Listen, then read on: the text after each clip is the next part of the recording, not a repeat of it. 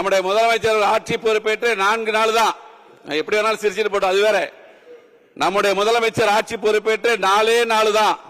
நேற்று திருச்சியில 300க்கும் மேற்பட்ட ரவுடிகள் தானாக வந்து சரணடைகிறார்கள். 300க்கும் மேற்பட்ட ரவுடிகள். திரு ஜோசப் விஜய் அவர்கள் இந்த நாட்டினுடைய முதலமைச்சராக பதவியேற்று விட்டார். எங்களை ஒன்றும் செய்து விடாதீர்கள். தானாக முன்வந்து திருச்சியில 364 ரவுடிகள் அந்த மாவட்ட காவல் கண்காணிப்பாளரை பார்த்து எங்களை எதுவும் செய்து விடாதீர்கள்.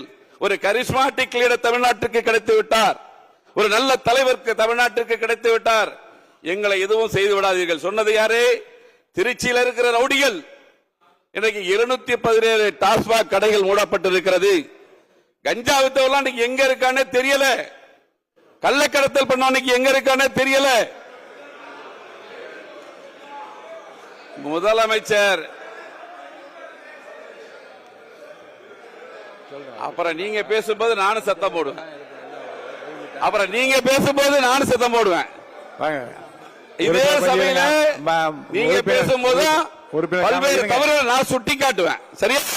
நான் ஒரு தனி மனிதன் தான். நீங்க பேசும்போது நடந்த தவறுகளை நானும் ஒரு சட்டமன்ற உறுப்பினர் என்ற வகையில நிச்சயமா சுட்டி காட்டுவேன். மிகப்பெரிய அரசியல் ஜாம்பாவன இந்த மன்னார்குடி தொகுதியில மன்னார்குடி தொகுதி மக்கள் எனக்கு ஒரு வாய்ப்பை அளித்திருக்கிறார்கள். அந்த மன்னார்குடி தொகுதி மக்களுக்கு கடைசி வரை மிகப்பெரிய அரசியல் ஜாம்பாவன்கள் நிறைந்திருக்கிற பகுதி மன்னார்குடி பகுதி. என்னை எதிர்த்து போட்டியிட மிகப்பெரிய உலக கோடீஸ்வரர், அவரை வெற்றி பெற்று வந்திருக்கிறேன். இன்றைக்கு திரு முதலமைச்சர் அவர்கள் ஆதரிக்கிறேன் என்றால் இது சாதாரண நிகழ்வு. போங்க, அது வேற விஷயம். தனிப்பட்ட முறை யாருக்கு இங்கே பதில் சொல்ல வேண்டாம்.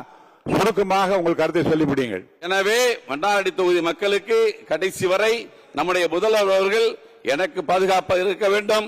மன்னார்குடி தொகுதி மக்களுக்கு வேண்டிய திட்டங்களை கடந்த காலங்களில் மேற்கொள்ளப்பட்ட பணிகளை முடித்து வைக்கிற அளவுக்கு எனக்கு நீங்கள் உதவிகரமாக இருக்க வேண்டும் என்கிற உத்தரவை அந்த நேரத்தில் தெரிவித்துக் கொள்ள கடமைப்பட்டிருக்கிறேன்.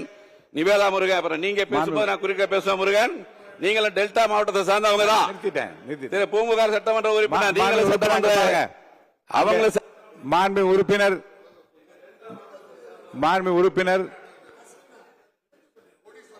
உறுப்பினர்களுக்கு நீங்க பதில் சொல்ல வேண்டாம்.